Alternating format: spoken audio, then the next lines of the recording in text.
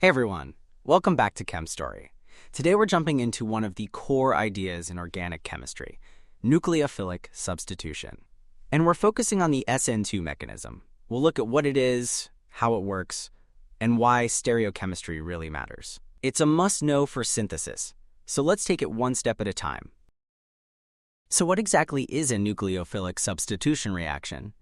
It's basically when a nucleophile, something rich in electrons, comes in and kicks out the leaving group. The nucleophile uses its electrons to form a new bond, while the leaving group takes off, taking its electrons with it. The molecule that gets attacked is called the electrophile, and in most cases, it's an alkyl halide. It's both the main structure the reaction happens on and the spot the nucleophile targets. In reactions like this, figuring out who's the nucleophile and who's the electrophile is the first thing you need to get straight. That's the key to understanding how the whole mechanism works.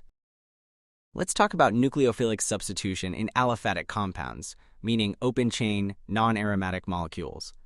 These reactions happen when a nucleophile replaces a leaving group, and depending on how that swap happens, we divide them into two types, SN1 and SN2.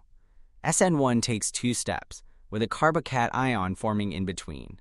SN2 is a one-step move. The nucleophile attacks as the leaving group leaves, all at once. Different paths. Same goal. Both are key tools in synthesis. Let's break down how an SN2 reaction actually works. Say we've got hydroxide ion, OH-, as the nucleophile, and a molecule with a chlorine atom as the leaving group. The carbon bonded to chlorine is the spot the nucleophile attacks. That's the electrophilic center. Here's the key. The nucleophile doesn't just attack from any direction. It comes in from the backside, opposite the leaving group. That's what we call a backside attack. And it's what makes SN2 special. As OH- moves in, it starts bonding with the carbon, and at the same time, the bond to chlorine starts breaking. Right in the middle, there's a short-lived structure where the carbon is connected to 5 groups. That's the transition state. Super unstable and the highest energy point in the whole process.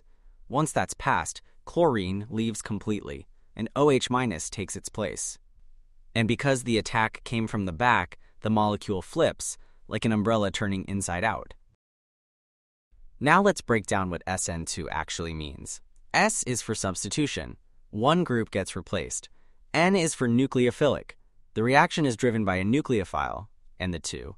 That tells us the rate depends on two species, the nucleophile and the substrate. The rate law looks like this. Rate equals K times the concentration of OH- times the concentration of CH3Cl. That means the reaction speed depends on both reactants.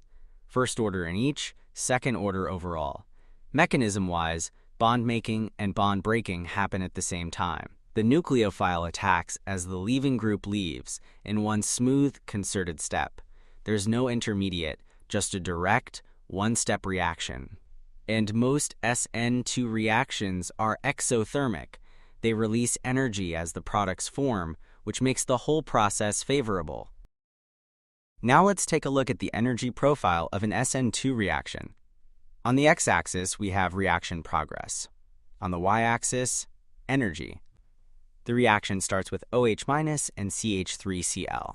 As the nucleophile starts to attack and the leaving group begins to leave, the energy rises until we hit the transition state. That's the highest point on the graph, and the gap between the starting point and that peak is the activation energy, the barrier the reaction has to get over.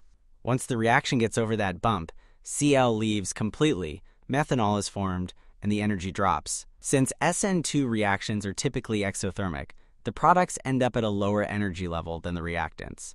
One smooth single-step path from start to finish.